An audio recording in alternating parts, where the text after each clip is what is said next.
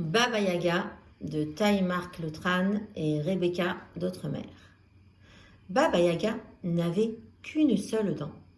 Et c'est probablement cela qui l'a rendue si méchante. Dès son plus jeune âge, elle dut subir les moqueries de ses camarades et personne, pas même Papa Yaga et Mama Yaga, ne pouvait la consoler. Malgré tout, elle voulait ressembler aux autres enfants et apprit à siffler, mentir, rôter et surtout à mâcher avec une seule dent. Pour s'entraîner, elle mangea son chien, Wawa Yaga, car au fond, elle n'aimait pas vraiment les animaux, sauf en ragoût. Mais les enfants se moquaient toujours et Baba Yaga devint méchante. Le temps passait et Baba Yaga se sentait très seule. Comme elle avait une dent contre les autres enfants, elle en mangea quelques-uns. Elle trouva ça plutôt goûteux et décida de devenir ogresse, au grand désespoir de Papa Yaga et de Mama Yaga, qui la chassèrent dans une forêt de ténèbres loin, très loin du foyer familial. Elle ne resta en bon terme qu'avec sa sœur, Kaka Yaga, qui, pour des raisons obscures, avait décidé de changer le nom. Baba Yaga n'avait aucun ami et tous, dans son dos, l'avaient surnommée Gaga Yaga. L'ogresse devint encore plus méchante. Devenue une vieille femme, Baba Yaga continuait de manger les enfants. Tarte au mouflé, rôti de môme au citron confit, boudin de mioche, aux olives, lardons, au lardon. Elle ouvrit alors un restaurant, au bambin qui rissole. En ogresse de goût, elle avait porté une attention toute particulière à la décoration de sa maison. Mais personne ne vint. Et c'est là qu'elle devint vraiment, mais vraiment méchante. Un jour, où la vieille ogresse n'avait rien à se mettre sous sa dent, elle s'adressa à sa sœur, Kaka Yaga, qu'on appelait désormais Marâtre. Cette dernière s'était mariée avec un gars du pays, veuf, et père d'une fillette nommée Miette.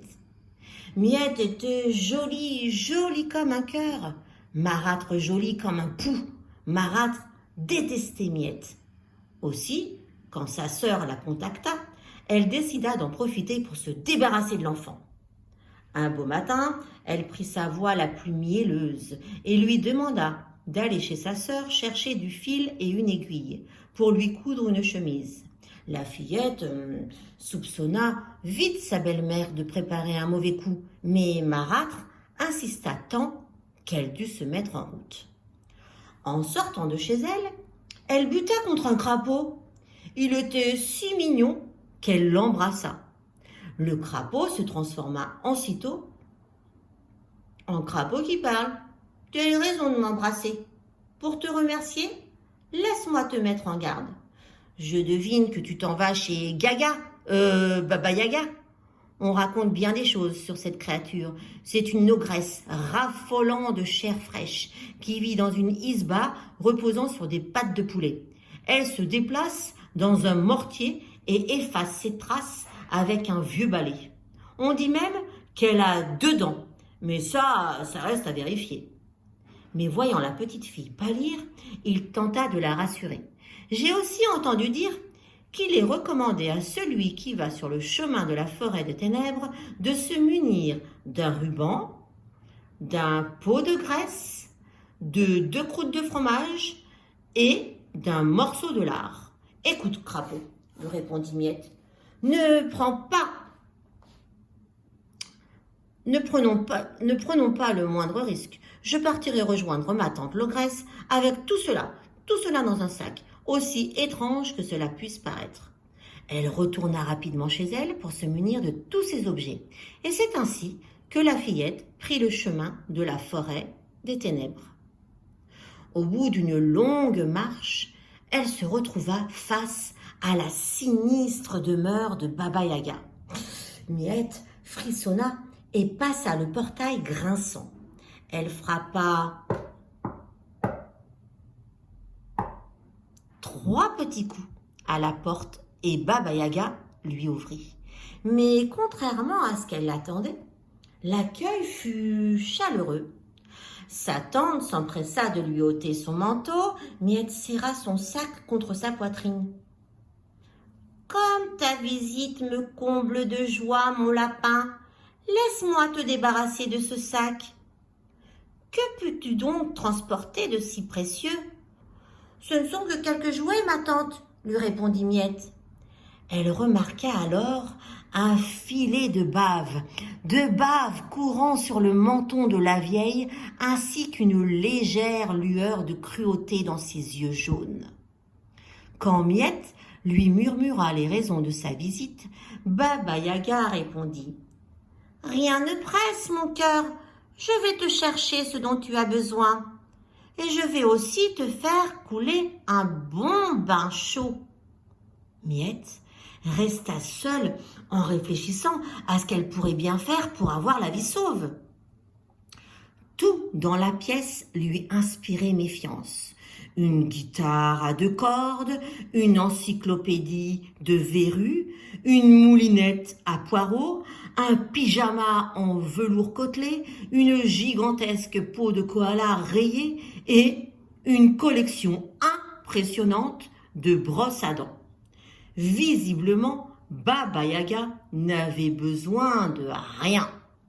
La vieille tante revint. « Ton bain est prêt, mon poussin. » Miette tenta sa chance. « Un peu de lard, ma tante ?» Pas de réponse. « Une petite croûte, peut-être ?» Baba Yaga sortit chercher le fil et l'aiguille en haussant les épaules. Miette se glissa alors discrètement dans la salle de bain, mais en s'approchant de la baignoire, elle s'aperçut avec horreur qu'à la surface flottaient des morceaux de carottes, de patates et de petits navets. La fillette était si terrifiée qu'elle attrapa le hoquet. Il était temps de filer, et au plus vite. Or, sortant de la pièce, elle aperçut un chat noir et décharné. Il la fixait méchamment et de ses yeux verts perçants. Lentement, il fit jaillir ses griffes, une à une, dans une série de claquements métalliques. Miette eut peur qu'il ne lui crève les yeux. Elle fouilla dans son sac et en sortit le ruban. Le chat continuait d'avancer. Elle refouilla et trouva le pot de graisse. Le chat était maintenant à quelques mètres. Elle refouilla et finit par mettre la main sur le morceau de lard. Elle le jeta au chat qui le goba d'un coup sec. Rassasié, il s'allongea sur le dos en ronronnant. Miette s'approcha et lui gratta le ventre. Le minet se racla la gorge. Fameux le bout de gras. Il y a bien longtemps que j'en avais pas senti l'odeur. Je te dois quelque chose. Attrape donc ce peigne et cette serviette. Et foi de matou, ils t'aideront dans ta fuite. Il n'en dit pas plus et Miette continua sa route. Elle se retrouva aussitôt nez à nez avec 2 chiens. 2 chiens pouilleux et écumants de haine. On t'a vu causer avec Monsieur Chat. T'es faite comme un rat. Aussi vrai que 2 et 2 font 5. Les amis de nos ennemis sont nos ennemis. Cette fois, la fillette prit tout de suite son sac par le fond et déversa le contenu sur le sol. Les chiens reniflèrent le pot de graisse, puis dédaignèrent le ruban pour se jeter comme des goinfres sur les croûtes de fromage. Miette reprit sa fuite. En traversant le jardin, la fillette se retrouva face à un immense saule. Le vent sifflant dans ses branches semblait lui murmurer « Inutile de fuir, Miette, tu ne passeras pas !» Miette ne pouvait faire un pas, de plus sans se faire agripper par les branches menaçantes. Elle prit alors le ruban et les noua solidement. La voie était de nouveau libre. Miette se dirigea vers la sortie où l'attendait le grand portail grinçant. Elle poussa dessus de toutes ses forces pour essayer de l'ouvrir. Elle n'entendit que des grincements qui semblaient la prévenir. Tu n'as pas entendu ce que te disait le saule? Tu ne passeras pas. Elle se servit alors de la graisse pour huiler les gonds du portail et parvint à sortir. Mais Baba Yaga, s'étant aperçue de sa disparition, elle sortit de sa maison en grondant.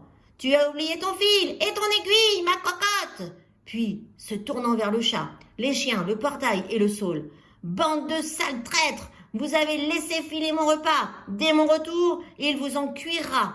Seul le saule risqua un timide « pas fait exprès ». Miette prit ses jambes à son cou. Baba Yaga se lança à sa poursuite. Miette filait ventre à terre, mais bientôt elle sentit sur sa nuque le souffle brûlant de Baba Yaga qui la talonnait. Elle sortit la serviette que lui avait donnée le chat et la mit sur sa tête. Rien ne se passa. Elle la noua autour de sa taille, de sa jambe, de son bras. Rien ne se passa et Baba Yaga approchait. Approchée de dépit, Miette jeta sa serviette au sol. C'est alors qu'elle se transforma en une large rivière qui stoppa net l'ogresse.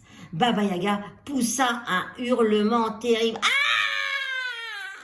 Elle court chercher ses 2 bœufs qui se prélassaient dans un champ. Ils étaient les seuls à ne pas l'avoir trahi. Mais parce qu'ils avaient travaillé dur toute la journée, ils étaient épuisés. Double ration de foin, si vous buvez l'eau de cette rivière. Inutile de le répéter 2 fois, les 2 bœufs étaient gourmands. L'eau fut bue, les bœufs rebus. Baba Yaga put continuer sa course. Mais Miette ne voulait pas se laisser surprendre de nouveau. Elle saisit le peigne que lui avait donné le chat et au moment où l'ogresse fondait sur elle, le jeta au sol. Une forêt immense et dense se dressa alors devant l'ogresse, l'empêchant de se saisir de la fillette. Baba Yaga était furieuse et gronda à travers les branches. « Que va dire Marâtre quand elle te verra revenir les mains vides? Elle sera déçue et elle te punira. » Miette atteignit enfin sa maison, épuisée mais saine et sauve. Elle conta ses mésaventures à son père, qui se saisit aussitôt de son gourdin et chassa sa mauvaise femme. « J'aurais dû me méfier de toi. Avec un nom pareil, j'aurais dû me méfier dès le début. » Marâtre s'enfuit sans demander son reste. Miette se blottit alors dans les bras de son papa, et sa terrible aventure ne fut plus qu'un mauvais souvenir. Le lendemain, la fillette rencontra le crapaud bavard. Elle le remercia de son aide et l'embrassa une nouvelle fois. Ce crapaud était décidément trop mignon. Dans son repère, Baba Yaga était furieuse. Une fois de plus, un petit enfant s'était montré bien plus malin qu'elle. Le ventre énorme de l'ogresse laissa échapper un sinistre gargouillement. Elle fit grincer sa dent. Baba Yaga avait toujours faim.